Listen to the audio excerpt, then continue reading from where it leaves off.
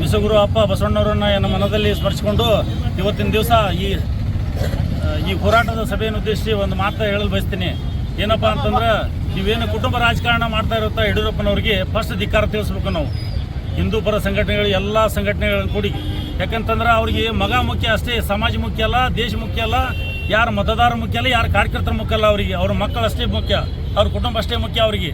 ಯಾಕಂತಂದ್ರೆ ನೋಡ್ರಿ, ಬಸವನಗೌಡ ಏನು ಅನ್ಯಾಯ ಮಾಡ್ಯಾರ, ಏನು ಅವ್ರು ಪಾರ್ಟಿ ವಿರುದ್ಧ ಮಾತಾಡ್ಯಾರ, ಏನಿಲ್ಲ ವ್ಯಕ್ತಿ ವಿರುದ್ಧ ಮಾತಾಡ್ಯಾರ. ಅವರು ಪಾರ್ಟಿ ಸಲುವಾಗಿ ದುಡ್ದಾರ. ಮಕ್ಕಳು ಇವರೆಲ್ಲ ನೋಡು, ಅವ್ರು ಯೂಸ್ ತೊಗೊಂಡ್ರು. MP ಎಲೆಕ್ಷನ್ಗಿಂತ ಮುಂಚೆನೇ ಬೇಕಾದ್ರೆ ಅವ್ರು ಹೊರಗೆ ಹಾಕ್ಬೋದಾಗಿತ್ತಲ್ಲ, ಅವಾಗ ಹಾಕ್ಲಿಲ್ಲ. ಯಾಕೆ ಹಾಕ್ಲಿಲ್ಲ ನೀವು?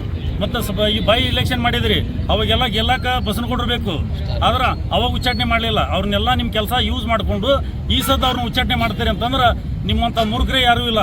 ನೀವು ಕೂಡಲೇ ಅವ್ರಿಗೆ ಕ್ಷಮೆ ಯಾಚನೆ ಮಾಡಿ ಅವ್ರನ್ನ ಹೊಳ್ಳಿ ಪಾರ್ಟಿಗೆ ಜಾಯಿನ್ ಮಾಡ್ಕೋಬೇಕು. ಇಲ್ಲ ಅಂತಂದ್ರೆ ದೇಶಾದ್ಯಂತ ನಾವೆಲ್ಲ ಹಿಂದೂ ಪರ ಸಂಘಟನೆಗಳು ರೋಡಿಗಿಳಿದು ಹೋರಾಟ ಮಾಡ್ತೇವೆ. ಎಲ್ಲಿ BJP ಓಟ್ಕೊಳ್ಳಕ್ಕೆ ಬಂದ್ರೆ ತೊಗೊಂಡು ನಿಂದಿರ್ತೇವೆ ಅಂತೇಳಿ ನಾನು ಮಾತು ಮುಗಿಸ್ತೀನಿ. ಶ್ರೀಕಾಂತ್ ಕೊಟ್ರಶೆಟ್ಟಿ, ಬಸವನಗೌಡಿ.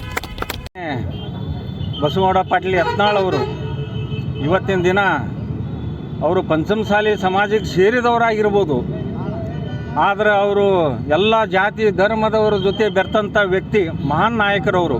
ನಮ್ಮ ಕರ್ನಾಟಕದಲ್ಲಿ ಅಷ್ಟೇ ಅಲ್ಲ, ನಮ್ಮ ಹಿಂದೂಸ್ತಾನದಲ್ಲಿ ಅವರಂಥ ನಾಯಕರ ಅವಶ್ಯಕತೆ ಅದ. ಇವತ್ತು ನಮ್ಮ ಹಿಂದೂ ಧರ್ಮ ಉಳಿಬೇಕಾದ್ರೆ, ನಮ್ಮ ಸನಾತನ ಧರ್ಮ ಉಳಿಬೇಕಂದ್ರೆ ಇಂಥ ಬಸವಗೌಡ ಪಾಟೀಲ್ ಯತ್ನಾಳ್ ಅಂತವರು ಭಾಳ ಅವಶ್ಯಕತೆ ಅದ. ಅದಕ್ಕೆ ಇಂಥ ಹಿರಿಯ ನಾಯಕರನ್ನು ಇವತ್ತು ಭಾರತೀಯ ಜನತಾ ಪಕ್ಷ ಉಚ್ಚಾಟನೆ ಮಾಡುವ ಮುಖಾಂತರ ಇಡೀ ಹಿಂದೂ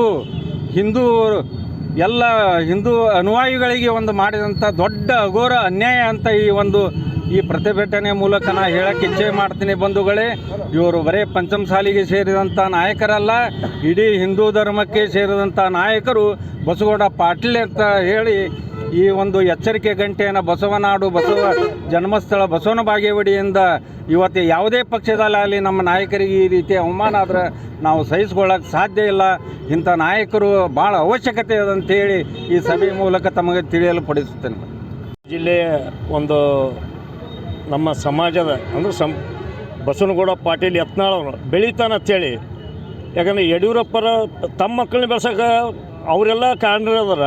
ನಮ್ಮ ಸಮಾಜದವ್ರು ಯಾರೇ ಬೆಳೀತಿದ್ರೆ ಅವ್ರನ್ನ ಹಿನ್ನೆಲೆಯಾಗಿ ಕಾಲಿಡುವಂಥ ಒಂದು ಸಂಸ್ಕೃತಿ ಎಲ್ಲಿ ಇದ್ರೆ ಅದು ಯಡಿಯೂರಪ್ಪರ ಮನೆತನದಲ್ಲಿದೆ. ಆದ ಕಾರಣ ಬಿಜಾಪುರ ಜಿಲ್ಲೆ ಅಲ್ಲ, ಇದು ನಮ್ಮ ಇಡೀ ಕರ್ನಾಟಕದ ಒಂದು ಸಮಾಜಕ್ಕೆ ಬೆಳೆಸಿಕೊಡಲಾದಂಥ ಒಂದು ವ್ಯವಸ್ಥೆ ಪಿತೂರಿ ಅಂದು ಈ ಯಡಿಯೂರಪ್ಪನ ಫ್ಯಾಮ್ಲಿಯಲ್ಲಿ ನಡೆದ. ಮತ್ತು ಅವನು ಹಿಂದಿದ್ದಂಥ ಒಂದು 4-5 ಮಂದಿ ಶಾಸಕರದಾರ ಅವ್ರ ಹಿಂದೆ ಫಾಲೋವರ್ಸ್. ಯಾವುದೇ ಪರಿಸ್ಥಿತಿ ಒಳಗೆ ಈ ಉತ್ತರ ಕರ್ನಾಟಕದ ಹುಲಿ ಅಂದರೆ ಬಸವನಗೌಡ ಯತ್ನಾಳ್. ಇಂಥವ್ರನ್ನ ಈ ಸಲ ಮುಖ್ಯಮಂತ್ರಿ ಸ್ಥಾನದಲ್ಲಿ ಇರುವಂಥ ಒಂದು ಅವಸ್ಥೆ ಇದ್ದಾಗ ಇವ್ರನ್ನ 3ನೇ ಸಲ, ಯಾಕಂದ್ರೆ ಇಡೀ ನಮ್ಮ ಕರ್ನಾಟಕದೊಳಗೆ ಇತಿಹಾಸದೊಳಗೆ 3ನೇ ಸಲ ಒಂದು ಪಕ್ಷ ಬಿಟ್ಟು ಹೊರಗೆ ಹಾಕೋದು ಯಾರೇ ಇದ್ದರೆ ಅದು ಬಸವನಗೌಡ ಯತ್ನಾಳನ್ನೇ ಮಾತ್ರ ಟಾರ್ಗೆಟ್ ಮಾಡ್ಯಾರ ಅವರು. ಹೀಗಾಗಿ ನಮ್ಮ ಸಮಾಜದವ್ರನ್ನ ಯಾರೂ ಬೆಳೆಸ್ಕೊಡಲ್ಲ. ಪಕ್ಷಕ್ಕೂ ಡ್ಯಾಮೇಜ್ ಆಕ್ಯದ. ಮುಂದಿನ ಸಲ ಬರಬೇಕಾದ್ರೆ BJPದಿಂದ ಯಾರೇ ಏನೇ ಮಾಡಬೇಕಾದ್ರೂ ಬಸವನಗೌಡನ ಹೊರಗೆ ಹಾಕಿದ್ರಂದ್ರೆ ಈ ಪಕ್ಷನೇ ನಾಶ ಆಕ್ಕಂತೇಳಿ ನಮ್ಮ ಅಭಿಪ್ರಾಯ. ನೆನೆದು ಇವತ್ತಿನ ದಿನ ಬಸವನಗೌಡ್ರನ್ನ ನೀವು ಹೊರಗೆ ಹಾಕಿರಿ ಯಡಿಯೂರಪ್ಪ ಸಾಹೇಬ್ರೆ. ನಿಮ್ಮ ಮನೆ ಮುಂದೆ ಬಂದು ಕಾಯ್ಕೋತ ನಿಂತು ಎಷ್ಟು ಜನ ಕಾಯ್ಕೋತ ನಿಂತಿದ್ರು ನಿಮಗೆ ಅದು ಗೊತ್ತಿಲ್ಲ ನಿಮಗೆ. ಆದರೆ ಇವತ್ತು ನೀವು BJP ಪಕ್ಷದಾಗ ನೀವು ಇದ್ಕೊಂಡು BJP ಜನರಿಗೆ ಮೋಸ ಮಾಡಿರಿ.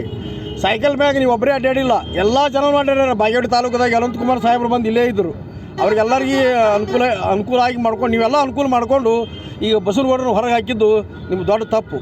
ಮತ್ತು ಇನ್ನೊಂದು, ಈಗ ಇವ್ರನ್ನ ಹೊರಗೆ ಹಾಕಿರಲ್ಲ, ಯಾರು ಬಸವನ ಬಾಗೇವಾಡಿ ಒಳಗೆ ಬಂದು ಬಸವಣ್ಣಗೆ ದರ್ಶನ ತೊಗೊಂಡು ಹೋಗಿರಿ ಅದು ಗೊತ್ತಿಲ್ಲ ನಿಮಗೆ.